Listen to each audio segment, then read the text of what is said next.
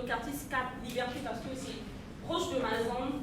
Je suis étudiante et je ne me suis pas hasardée à aller loin pour ne pas que ça ait plus d'impact sur mes études aussi. Activités prévues et actions prévues. Campagne de sensibilisation sur le projet et appel à la candidature des 30 jeunes femmes. Parce que pour contacter ces femmes, je ne pourrais pas seulement m'arrêter sur des réseaux sociaux. Donc il faut faire des descentes, passer chez des parents, faire des descentes dans des écoles, voir les chefs du quartier pour plus de sensibilisation. Recherche et rencontres avec des instituts de beauté qualifiés pour la formation. Animation des réseaux sociaux pour assurer la visibilité du projet. Prise de contact qui aura pour objectif de partage des connaissances concernant le projet des jeunes femmes et les formateurs. Suivi professionnel et psychologique une fois par mois pour avoir un aperçu de leur apprentissage et leur épanouissement dans la formation. Remise des certificats ou attestations de la formation après la formation pour certifier qu'elles ont été formées pendant une période donnée et qu'elles sont aptes à pratiquer.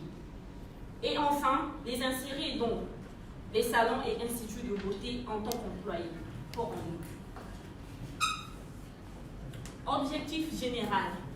L'objectif principal de mon projet consiste à former 30 jeunes femmes dans les métiers de l'esthétique, ensuite créer à l'horizon 2020 un institut de beauté fournissant les mêmes services. Objectif spécifique. Mise en place du réseau de communication permettant un contact permanent, identification des cibles dans le besoin, reconnaissance juridique pour rendre formelle l'activité, prospection d'un local, un endroit où nous pourrons nous rencontrer pour plus de partage et des rencontres avec des partenaires comme des formateurs. Impact socio-économique. Plusieurs études ont démontré qu'investir dans le développement des compétences de chacun permet un gain pour l'économie. De manière très conséquente, ce projet engendrera la réduction du taux de chômage des jeunes femmes à travers une formation en esthétique, l'indépendance économique des jeunes femmes après l'apprentissage du métier. Des partenaires, j'aurai comme potentiels partenaires les formateurs en esthétique des ONG et les instituts de beauté qui sont déjà dans le métier.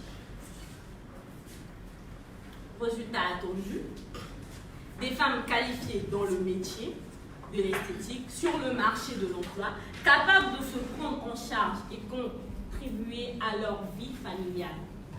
C'est que ce que nous espérons à l'issue de ce projet, cette formation aura pour but de non seulement d'apprendre un métier à ces femmes, mais aussi de les aider dans leur vie de tous les jours, dans la société, les permettant ainsi de prendre leur envol vers l'indépendance et l'autonomisation économique.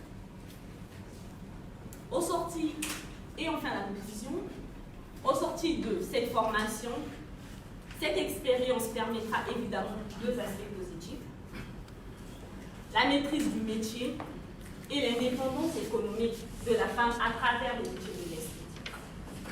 Je peux donc affirmer que ce projet va tout d'abord aider ces femmes à se trouver une place dans la société, faire valoir leurs capacités intellectuelles et d'adaptation, enfin de se promouvoir en étant fière d'elles, car je reste convaincue que le résultat sera très, très satisfaisant.